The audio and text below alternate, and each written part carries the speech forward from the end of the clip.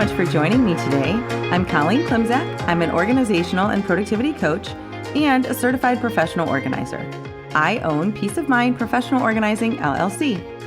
Since 2003, I've been helping my clients live better lives through organizing and organizational and productivity coaching.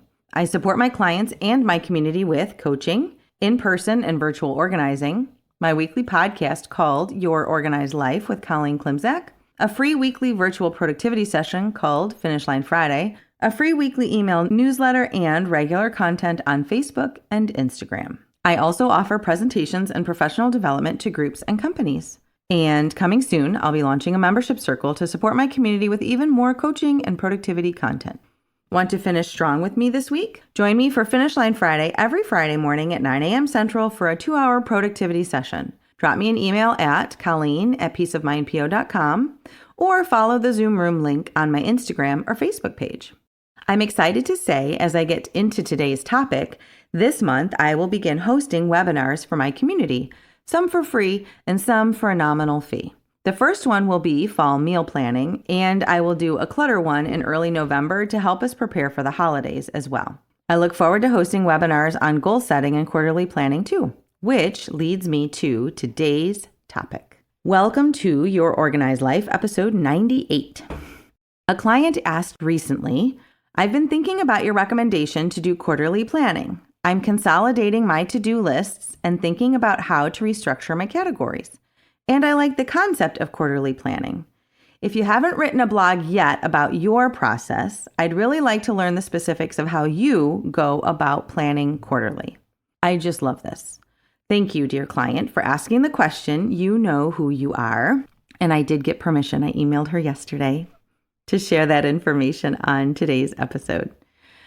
I did write about quarterly planning back in January. I have other articles on planning as well. If you'd like to know more, head over to peaceofmindpo.com, click on the blog tab, and add planning to the search bar. I don't always get too specific about me in my articles and podcast episodes, but this is one topic that probably should be specific. As a reminder, as in all things, I'm sharing what I do as an example of one way of doing something. It is not a requirement or a demand ever, just as an example, and perhaps a suggestion. I like setting quarterly goals because, for me, setting a yearly goal sometimes seems too big or too long of a time, and anything less than a month seems too short. So let me rephrase. I do set annual goals, but I like to break those broad goals down into more manageable pieces. And an every 3-month planning cycle with 6-week to 3-month goals works for me. Conveniently, this client asked this question as I plan my fourth quarter of 2024, my Q4. And for me, personally, again, at least, planning in Q4 is a great illustration of the importance of quarterly planning. Q4 starts with October and ends in December. I am in shorts and a t-shirt as I write this article. My window's open, the breeze is blowing in, it's in the 70s today. My birthday is at the beginning of Q4, and the next holiday on my horizon is Halloween. But as a certified professional organizer, Board of Education member, planner of family functions, Catholic liturgical musician, and, well, human being, I know that the calendar for the next 3 months is going to fill up fast. And the to-do list will as well.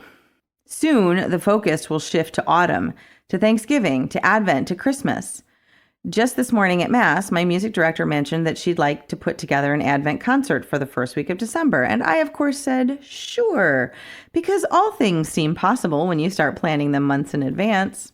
Back to the original question, however, how do I actually quarterly plan? Here's how. Let's do this, right? So first up, grab your calendar, whether it's digital or paper. As I plan my Q4, I sit with my laptop since I use Google Calendar. I also have my bullet journal, my phone, my to-do list, and a cold beverage with me. Next up, check out what's already on your calendar for the next 3 months, both personally and professionally. For example, for Q4, I already have many recurring events on my calendar in my many focus areas, and I bet you do too. I have regular client appointments, meetings, and coaching calls. My choir has our rehearsal and mass schedule set for the rest of the year. The Board of Education has monthly meetings and committee work on the calendar already. I also have non-recurring events in my calendar, like presentations or concerts or doctor's appointments. After we've figured out what's already on our calendar, next, I would suggest reflecting on your focus areas. I talked recently about focus areas, and we do need to have them in mind as we do our quarterly planning, or any planning for that matter. As reported recently, mine are my business and my different income streams, my family, my home and wellness, Board of Education work, and church ministry. What are yours? Make sure that you keep them in mind as you plan. The next step then is to weave in the set plans. And this step is why I said Q4 is a great illustration of quarterly planning. Because, as an example, every year in Q4, we have many set plans around our holidays with our families. I have a planning list that I pull out and activate on October 1st regarding the holidays.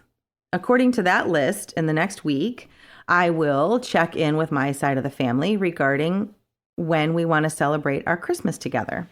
I will check in, too, with my sister-in-law for dates for my young niece and nephew's Christmas concert for school. That is typically a Thursday evening in early December. I will also check in with my college student around when he wants to come home for Thanksgiving and what day in December he will likely be done with finals and need a ride home from college for his holiday break. All of those tasks are already on my to-do list as I fill in those big flexible events and make sure they're on the calendar. You may not personally be thinking December thoughts right now, but a whole lot of people are. For example, here in Chicago, in late September, I received the email from a local news agency that reservations are now open for the Walnut Room, a holiday tradition for many. So, like I said, even if it doesn't feel like it's time to plan, it is time to plan. And we should always want to work in some flexibility and grace as we plan. I am getting better at weaving in prep time ahead of and re-entry after the big events. For example, my husband's company throws quite the holiday event every year on a Wednesday night. And every year I seem to scramble to get ready and downtown in a timely manner, usually in the snow. This year, I blocked the afternoon before the event off from client appointments, so I won't have to rush. Similarly, I have my annual Illinois Association of School Boards conference mid-November. It's already on my calendar for November 21st to 24th, and there are a lot of other things that go into that conference both before and after. So I just blocked time the day before and the day after for some flexibility and rest. Now let's talk goal setting. Any incomplete goals to roll forward from last quarter? Now is the time. So check in around your goals from the last quarter. How did they work out? And if you need to roll something forward, now's the time. First of all, cut yourself some slack and just add it to the list. A reminder, way back in January when I talked about quarterly planning, I recommended that you dole out your achievements over the whole year. So you may have some goals for 2024 that you haven't completed yet, and that's okay. We can still get a lot done while also respecting the fun and festivities of the holiday. We just need to plan ahead, and that is why we do Q4 planning and set quarterly goals.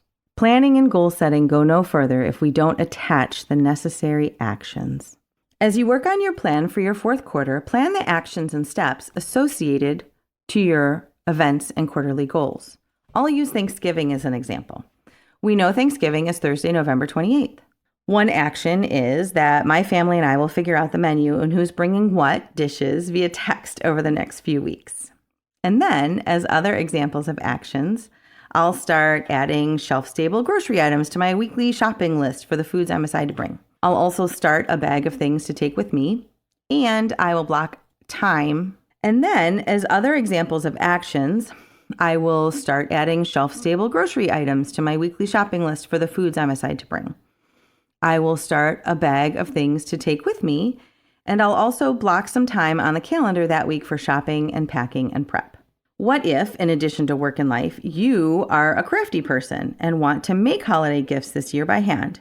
That's commendable, and I love it for you. That's not my choice, but hey, great. The point is, you have to put all of those tasks and time and actions on the calendar and to-do list now so that you're not caught unprepared in a few months. Make sure to leave time and energy for the actions attached to your Q4 plan and put them on the calendar and the to-do list now. Finally, honor your own season and cycles. Be reasonable and adjust your expectations. Yes, Q4 is here.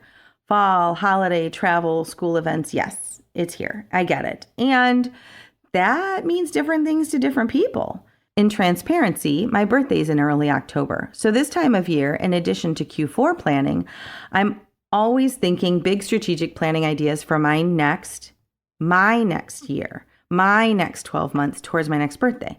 I think in cycles like that, and I find it helpful. So that would be how I'm honoring my season. What would that mean for you? I love fall. Perhaps you don't. Perhaps you struggle with less and less daylight this time of year and you need to factor in more rest or adjust your to-do list expectations down a bit. Again, honor your own season. A final note, you may be listening to this in October of 2024, or maybe you're listening some other time in the future. You are not late to the party. Any day is a good day to plan. And then act, of course, but first plan. So let this day be whatever you need it to be, but be intentional and do your day and your plan on your terms. Support around getting things done on your own terms is what productivity coaching is all about. If it's time to invest in yourself and explore coaching for organizing and productivity, I would love to hear from you. Drop me a line via email at colleen@peaceofmindpo.com or message me through any of my social media platforms like Facebook, Instagram, or LinkedIn. Thanks so much, and I will talk to you next week.